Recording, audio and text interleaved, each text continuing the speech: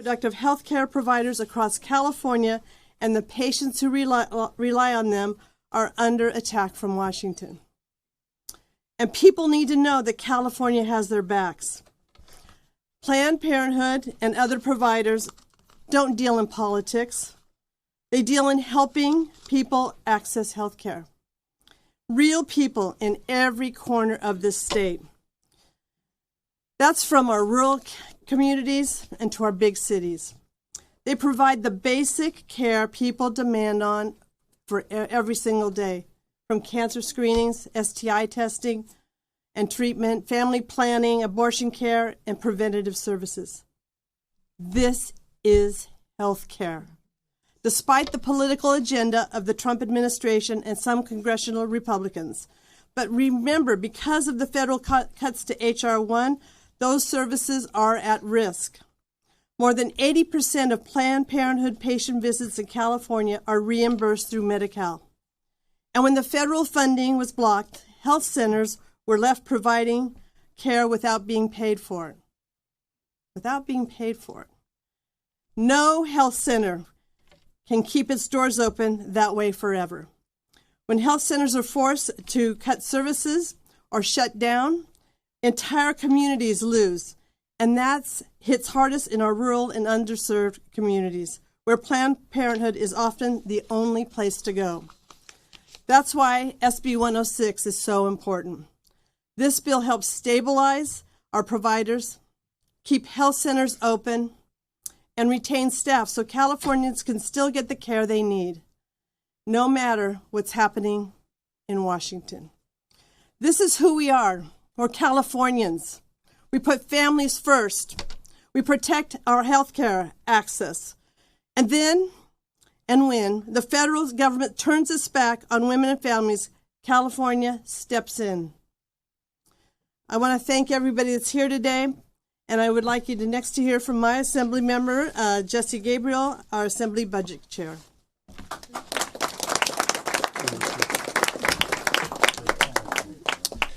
Good morning, everybody. As was mentioned, my name is Jesse Gabriel. I am very proud to represent the San Fernando Valley and also to chair the Assembly Budget Committee. And I just wanted to begin today by thanking our incredible Majority Leader and the incredible Women's Caucus for their leadership, which has brought us to this moment. So a huge round of applause for the Majority Leader and for the Women's Caucus. Really proud to join with them and to stand with our governor, with the first partner, with legislative leadership, and with all of the incredible advocates and providers who are behind us who have worked tirelessly to protect healthcare access here in California. Make no mistake about it, we are here today because President Trump and congressional Republicans have specifically and intentionally targeted Planned Parenthood. This is part of a calculated attack on reproductive freedom. It is part of a calculated attack on abortion rights, and it will have devastating consequences for communities across California. So today we are doing something simple and powerful. We are keeping the doors open, because the door to each Planned Parenthood clinic is a gateway to a better, healthier, and safer life for tens of thousands of Californians. And I think it's important that we understand who walks through those doors on a daily basis. It's a student scheduling her first appointment. It's a mom getting a cancer screening. It's a patient who simply needs preventive care. And the funding that we are providing today means the doors will stay open for them. I think it's also important that we note that this bill underscores the razor-sharp contrast between California and Washington, D.C. That's a contrast on healthcare and a contrast on abortion rights. In California, we don't defund healthcare. We defend it because we believe that everybody deserves access to quality healthcare, not just the rich. And as our Majority Leader mentioned, when clinics close, it is working families and rural communities and underserved communities who suffer first and most. And in California, we don't attack reproductive freedom. We protect it because we believe that patients and doctors should make medical decisions, not Washington politicians. And by the way, stripping away cancer screenings from 100,000 Californians doesn't feel very pro-life to me. So I'm grateful to the advocates here. I'm grateful to the Women's Caucus for their incredible leadership. They have fought so hard to bring us to this moment, to the governor for his steadfast leadership. And I do think it's important to reflect on when we were debating this on the Assembly floor the other day, how many people were able to stand up, members of the legislature, and underscore how Planned Parenthood had personally impacted them. How many of us are patients? How many of us have watched our constituents receive incredible health care at these facilities? And I think it speaks volumes about the way that this organization is serving Californians in communities across the state. So today we are proud to defend Planned Parenthood, to defend reproductive freedom, to defend abortion rights, and to defend access for health care for women and families across California. And with that, it's now my pleasure to introduce a great leader on so many issues and our new Senate Budget Chair, Senator John Laird. Thank you very much. And also thank you for letting the Senate have this bill, so I'm honored to have my name on it. I want to thank everybody that is here, because I just stepped away from a Senate Budget Committee hearing, and our hearing is on H.R. 1. And it was highlighted in the hearing that there was a $2.5 trillion tax break for the top 10% earners in the United States so that we could run up more trillions in deficit and throw millions of people off health care and food assistance. That is the frame. And it was asked in our debate why we were doing this first. Well, we're doing this first. We didn't have any choice. The federal bill laid out this cut singularly as the first one. And so this isn't a comparison to other things. This is us standing up to the immediate cut that was in that bill. And I am asked frequently when I walk through my district, how are you fighting back? This is how we are fighting back. We're making sure that in the aggregate, $335 million goes to keep Planned Parenthood clinics open in California, and that tens of thousands of people will not lose their health care. And I had the personal experience of being a founder and one of the early executive directors of an AIDS service agency at the height of the epidemic in the 1980s and 1990s. And there was one organization that stood up with us at a time that I even had to author a non-discrimination ordinance based on HIV status because somebody was fired for volunteering with our agency. It was Planned Parenthood that stood up and said, this is the truth. This is what's happening with this epidemic. This is how you talk about it. And they were courageous. And I always vowed that throughout my entire career, I would pay back that debt. And that is what we are doing here today. So in that spirit, let me introduce Jody Hicks from Planned Parenthood.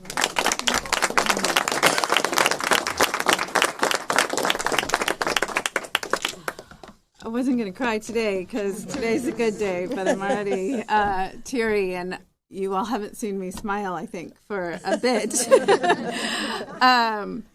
But I am today. So I just first and foremost want to express my immense gratitude to the governor, to this army of champions behind me, to everyone that worked so hard to find a solution on this chaotic problem that Congress dumped on us immediately, day one. Planned Parenthood was defended the day that bill was signed and what that meant for people across the state.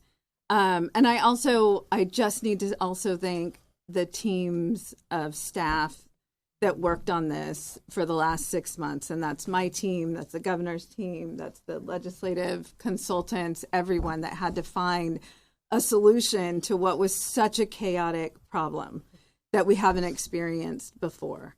And the fact of the matter is, they knew exactly what they were doing. They knew the chaos that this would create, and they knew the communities that this would harm.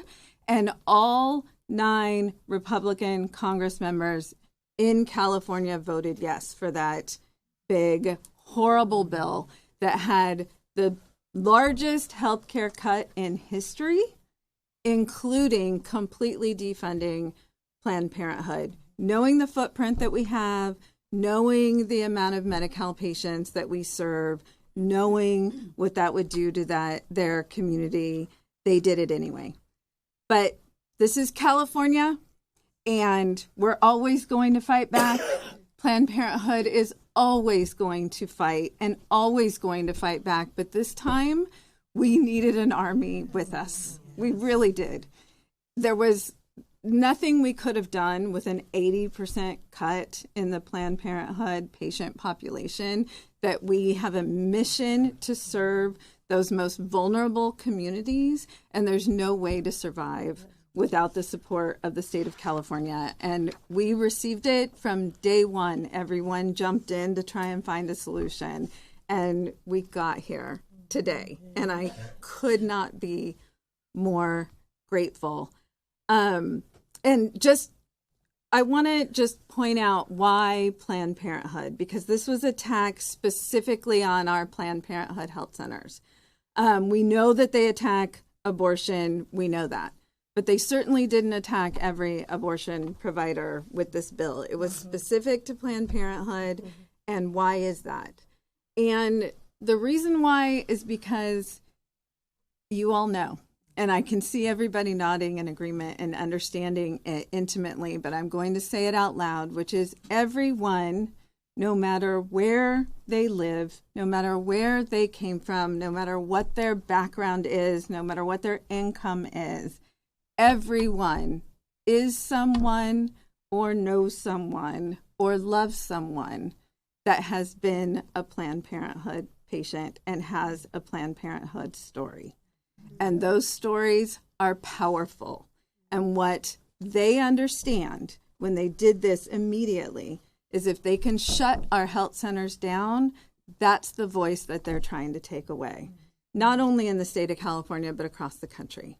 And they don't want to be held accountable, which they knew they would be, because they're trying to take away that power, which is the voices of people that have walked through those doors and gotten the care that they need, sometimes in their most vulnerable times, and they're willing to fight back. And what we're experiencing here in California is witnessing the willingness to fight back, and they're going to be held accountable very soon for what they did in July. So with that, again, just could not be more grateful. I understand that I have a fight to carry on tomorrow. Today, my shoulders are down, I'm smiling, and I'm going to rest, and I'm going to be happy today, and I'm going to choose joy. Yeah. And with that, I want to introduce the leader of the Assembly, another champion, Speaker Rivas. Thank you so much.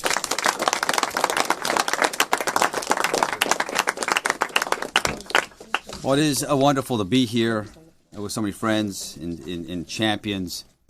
But from day one, Donald Trump and his Republican enablers have waged an all-out assault on women.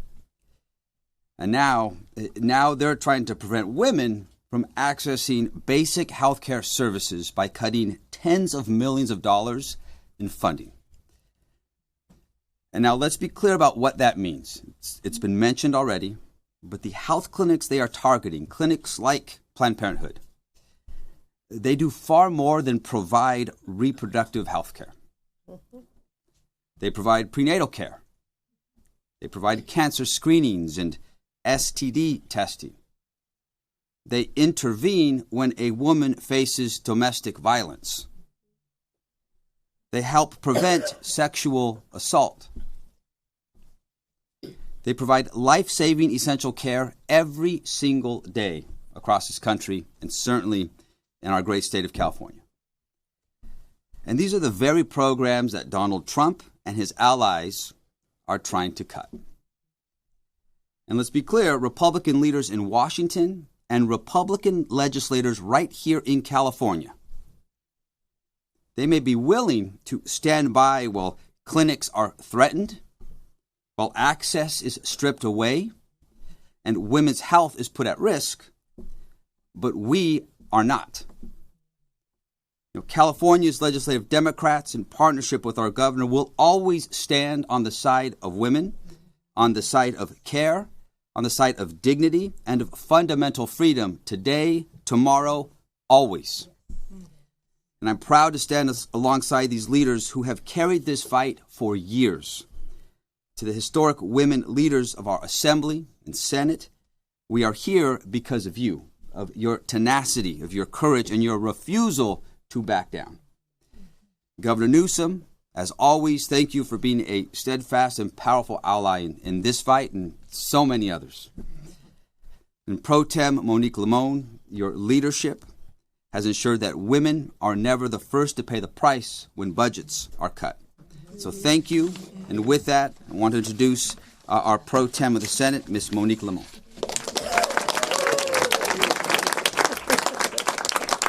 Thank you. Thank you so much to Speaker Rivas, and thank you all for being here. To the Women's Caucus. The Women's Caucus has been here for decades. This is not the first time that this caucus and that this group of legislators has had to be at the forefront of defending the rights, the opportunities, and the existence of women in this state and in this country, and it will not be the last.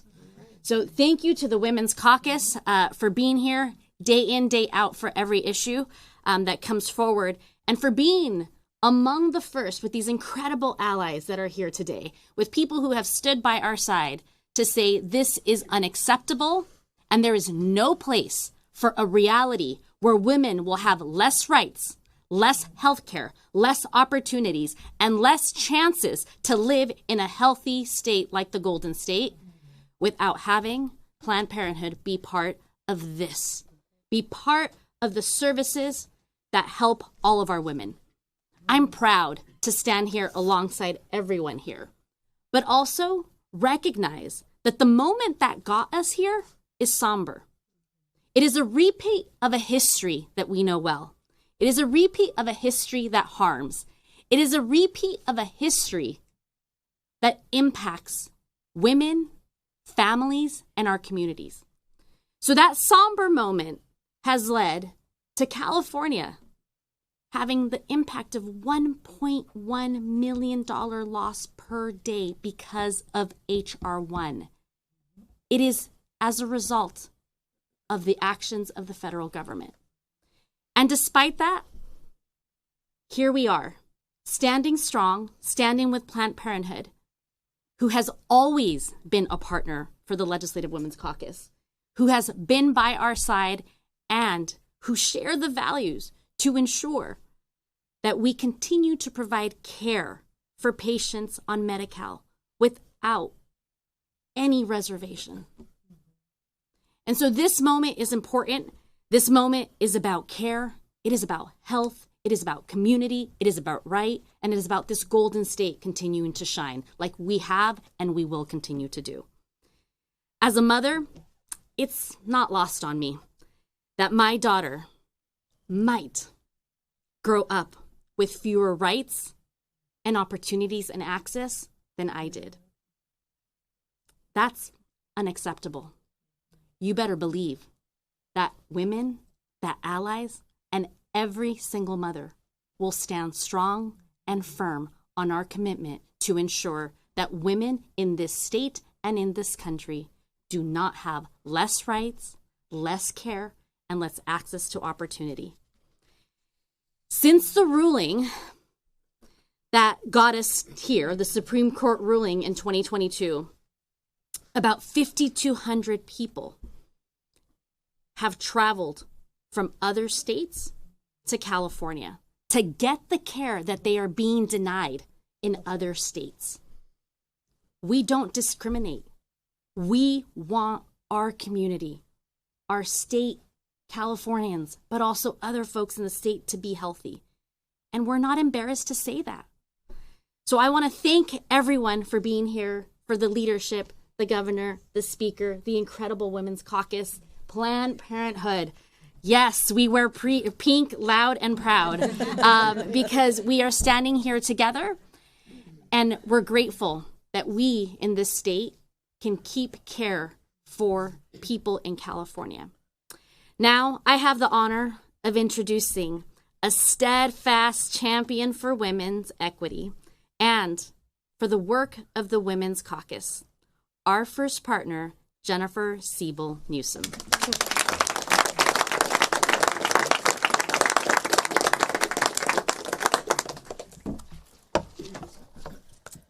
Thank you all for being here today. We are once again at a critical point in our nation's history.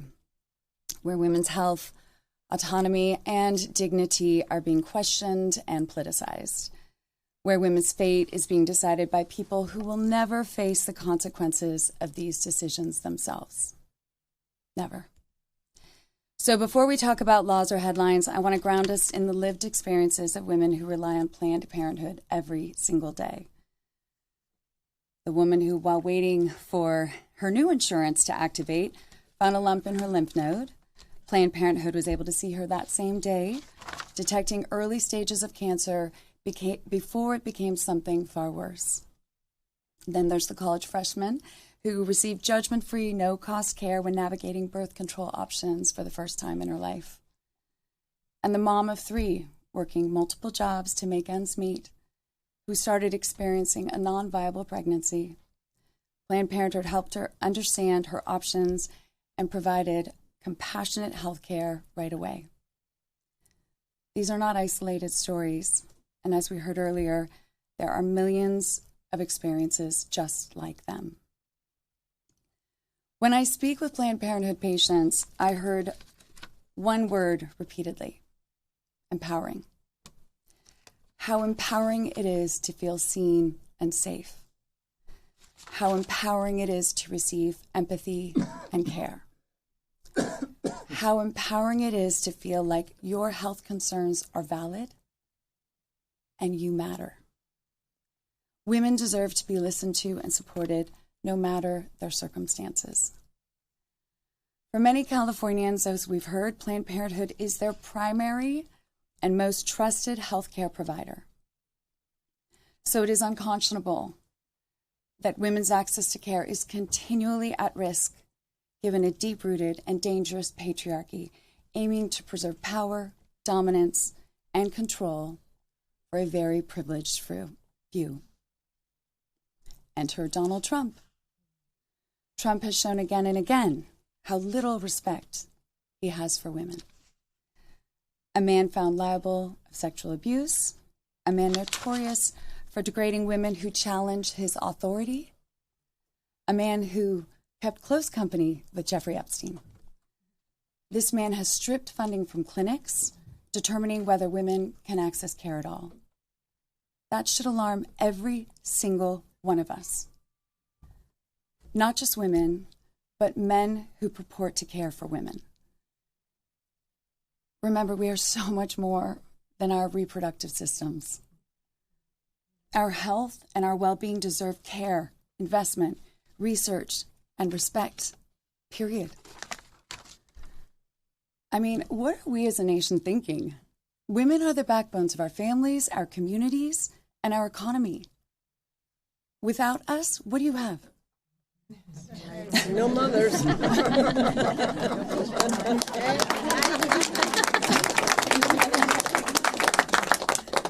I am grateful to live in a state that values women, that answers attacks on women with resolve, a state where our governor, our administration, and our legislature are deeply committed to protecting not only reproductive freedom, but women's rights as a whole.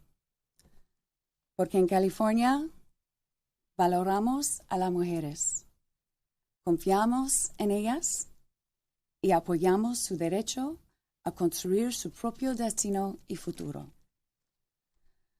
So, as we see Trump, his boys' club, and his puppeteer women continue to strip other women of our fundamental rights, California is investing in women's rights to receive the essential care that we need most.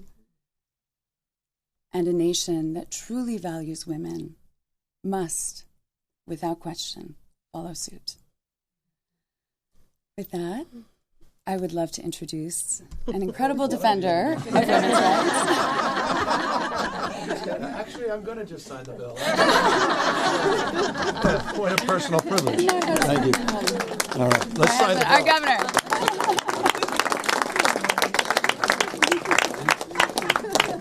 Let's get that thing signed. First gentleman. We're going to squeeze. Oh, wait, so everyone, you tell me when you're off.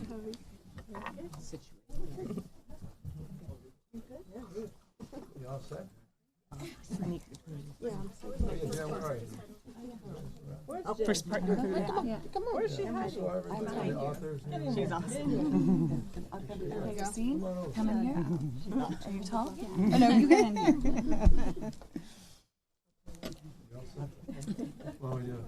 A little closer. All right.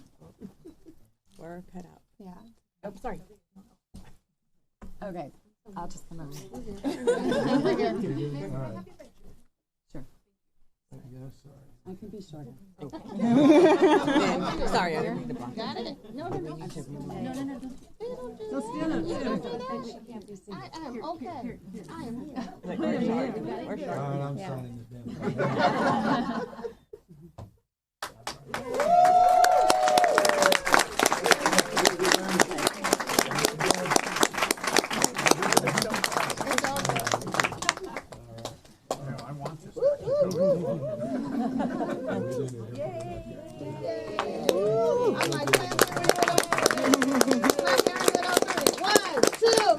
Planned Parenthood! back to the podium. That's okay. Here to answer any questions. Yeah. I was trying to get a selfie. So you endorsements. I forgot to do endorsements. I gotta go to the trouble. Oh, yes, mine's still here. So let me, people are short on time. They've got committees, so feel free to leave. I just want to thank everybody that's assembled here today. Thank you for all the eloquent speakers. Thank you for their faith and devotion to this cause, which is demonstrable in the state, and as was stated, has been the case for many, many years. It's a point of pride, point of privilege. It's what defines this state and the work we do for many other states across this country. I want to thank Planned Parenthood and Jody and the board. I had a privilege of meeting with many of their leaders just a moment ago before we came down for this bill signing. I want to thank the Women's Caucus for their incredible stewardship and leadership, to the budget chairs, and of course to the leaders of both the Assembly, Mr. Speaker, and Madam Pro Tem of the Senate. It's, as I suggest, a point of pride to be governor, to have the privilege and opportunity to step in to the void, to address these assaults and attacks on women that have been beautifully described by my wife and others, and to assert ourselves and to support excellence. Planned Parenthood is an extraordinary organization. 1.3 million people a year encounter support in a Planned Parenthood clinic, 109 clinics throughout the state of California. And we're not only providing support in the state, but it was stated appropriately by the Pro Tem, increasing numbers of people coming from out of the state of California, not with closed fists, but an open hand and an open heart. We were talking about some of those clinics, rural clinics in Northern California, near Eureka, people coming in from Idaho and other parts of the country. That's what we do. That's what, again, defines the values of the state of California. These cuts were precipitous. These cuts were designed to attack and assault Planned Parenthood. They were not abortion cuts. They were attacks on wellness and screenings. They were attacks on women's health care, period, full stop. And they were designed to take down Planned Parenthood. 1 year cuts. We'll see what happens after July of 2026. We stepped up last year in fall by providing about $145 million to supplement some of those costs. We had more work to do. We committed in the budget process to do that. We submitted a budget in January that provided $60 million placeholder, and the legislature said, let's move, and let's move now. But unsatisfied with the 60, you trued it up to $90 million, which appreciated, created a new grant program under HCI. Thank you, Madam Secretary, for being here. Worked through some details of that. The grant program provides a little more efficiency. It allows us to move the money more quickly without any administrative burdens, reduces a lot of paperwork, and we're able to move some additional resources down to substantially make up for these federal cuts. I appreciated what Budget Chair Laird said in the spirit of prioritization. It's the old adage, you can't do everything, but you can do anything. And it seemed appropriate that we continue to build on past practices and begin here as it relates to these unprecedented moment of healthcare cuts across this country that are disproportionately impacting the largest state in our nation, the state of California. So again, our state of mind is resolved, and we're grateful to be in a state with resources, not just a resourceful mindset. And I'll just highlight the ability to provide this general fund support has come substantially from confidence we have moving forward, and not only with the $42.3 billion additional revenue than we had projected from a prior year, but the fact that in 2 subsequent months since that was announced in December and January, we have seen some substantial revenue growth beyond our projections, giving us the confidence that this was an appropriate and fiscally thoughtful move to move early and to move with a little additional resources than was originally proposed in the January budget. So with gratitude, respect, and appreciation to all assembled, I'm here and honored to have just signed this bill into law and to move this money out as quickly as possible. With that, we're here to answer any questions.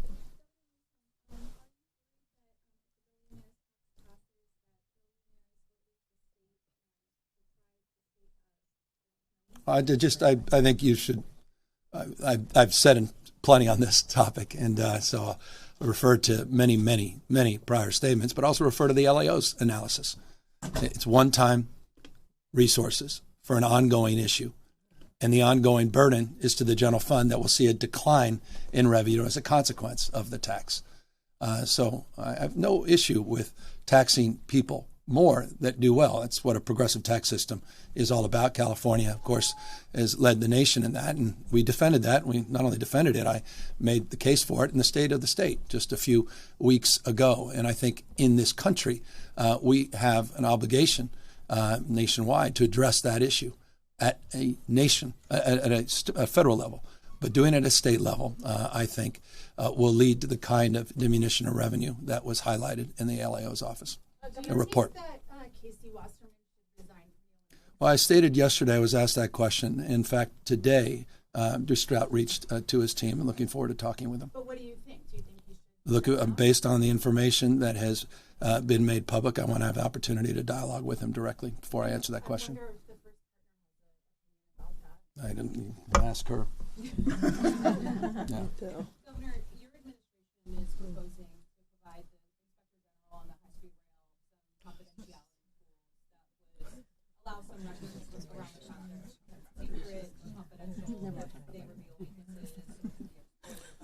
Yeah, I don't know enough about. I believe it's the trailer bill as it relates to aligning the Inspector General to other. That's a tough sell, just given that there's already some voter distrust with the public project that's overseen right now behind the public annex, and just overall just government spending and scrutiny around it. Do you think that could be a tough sell? I don't know if there's a project that's had more scrutiny than the project in question. I don't think there's a project that's had more audits and more reviews than this project. So no, I don't necessarily agree with that. Your premise. I think what you're referring to, I believe, and I don't have, there's hundreds and hundreds of bills that we're navigating, is I believe a trailer bill that was introduced to align with other similar rights and responsibilities of the Inspector General that are consistent across other agencies that would include the high-speed rail. So I thought that was appropriate on the basis of the briefing I received. To the extent there'll be a dialogue about that in the legislature, opportunity to make amendments or there's consideration or reconsiderations, we'll review that over the course of the process. But as it relates to that, the high-speed rail system, that has been scrutinized and audited and kicked around for many, many decades, not just the last few years, and I imagine will continue to be, though I was there last week with a lot of people, highlighting the fact that we're laying track. First 80 miles of architecture of that track have been laid, the foundation, and we're on pace, particularly with the Cap and Invest program being extended to 2045, and the minimum guarantee as it relates to ongoing money to fulfill the commitment we made on the 119 miles and advance the larger Phase 1 project to 171 miles between two extraordinary parts of our state, Merced and Bakersfield, two of the fastest growing regions in the state, in an important part of the state, rural California, that is often overlooked and under-resourced. Highlighted, as you may recall in that press conference the 50-plus large-scale structures that have been completed, the dozens of projects that are underway, and the fact that we are on the other side of all of the environmental review. The undergrounding and rewiring and all the litigation has substantially been complete, and the funding secured for that first phase. And we're moving forward with laying track on the nation's first high-speed rail system. But on the Dregados Flatiron joint venture, or the construction change order being the largest. We could talk about change orders at another time. Yeah. An upcoming meeting with the German Chancellor. Can you say more specifically what you plan to discuss with him and how this meeting came about? Well, we've been privileged in California to have long-term leadership as it relates to international affairs. California is the size of 21 state populations combined, fourth largest economy in the world.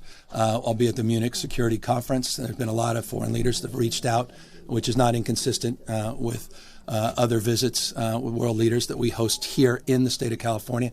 We happen to be there in Munich, and we look forward to meeting with the Chancellor. I'm looking forward to meeting with other leaders as well, signing a number of MOUs, including with Ukraine. We have some deals that we're hoping to sign that we'll be announcing, and some investments that we made here in the state of California that we're looking forward to highlighting. It's going to be, I think, a very productive couple days over the course of this weekend, and we'll be back Monday to highlight a lot of it. The National Governors Association is going to begin idling its refinery this month. How come the administration wasn't able to work with the company to keep the refinery open? Well, that's not accurate. We've been working with them for many, many months. My team at CEC, Siva and others, led a task force. As you may know, they just announced they're not shutting down the plant. There'll be a terminal. And they announced that on the basis of the special session that was supported by this legislature that gave us the ability to plan for this a year ago, a requirement that they had to notify us, which was not a requirement prior to that special session. We've had many meetings, not just with Valero, with many other stakeholders related to refinery issues, not just here in the state. You're seeing this all across the United States. And there's going to be a lot more news in this space very, very shortly. Protect women. Planned Parenthood. Protect women. Planned Parenthood. Protect women. Planned Parenthood. Protect women. Planned Parenthood. Protect women. Planned Parenthood. Protect women. Planned Parenthood. Protect women. No, we just find it incredulous that we have Planned Parenthood here, and women are 51% of the population. And the majority of the questions, all of these questions, have really been about other issues. So it's just fascinating. You have this incredible women's caucus and all these allies, and you're not asking about it. And this happens over and over and over and over again. You wonder why we have such a horrific war on women in this country, and that these guys are getting away with it, because you don't seem to care. So I just offer that with love. You have incredible women in this room, and you have these allies. Ask about what we're here for today, don't you think?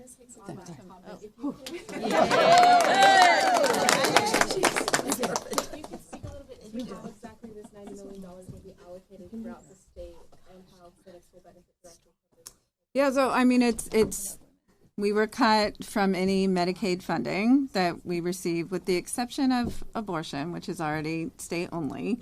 So this funding is going directly to that. So it's Medi-Cal patient services, and it'll be grant funding to supplement what has been cut by Congress. So the data is the data, and the numbers are the numbers, just replacing what Congress cut.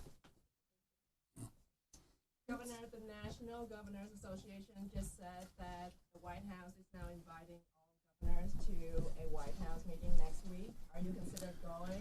Well, they've obviously flip-flopped on that. They excluded Governor Moore, my friend, vice chair of the National Governors Association. I think they excluded Governor Polis from Colorado. They got a lot of blowback for that, and now they seem to have changed their position. So my position hasn't changed. I won't be there. Governor, there's been a lot of talks about, ICE maybe put in place at some of the polling centers, for this mid-election.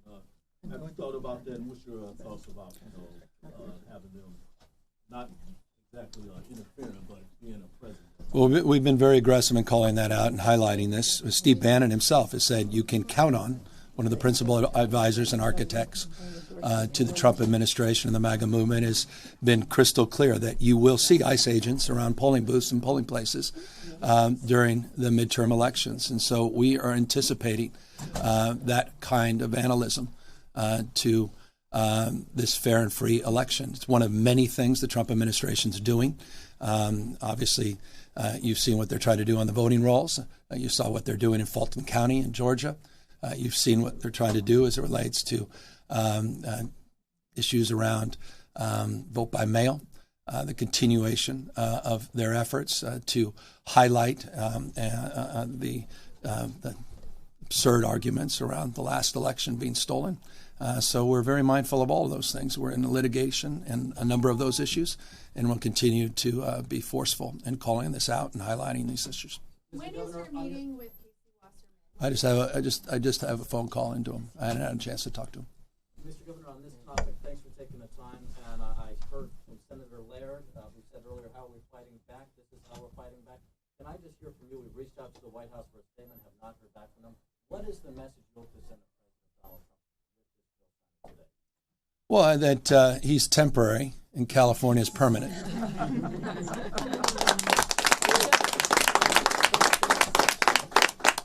Any other questions? Thank you all very much. Thank you.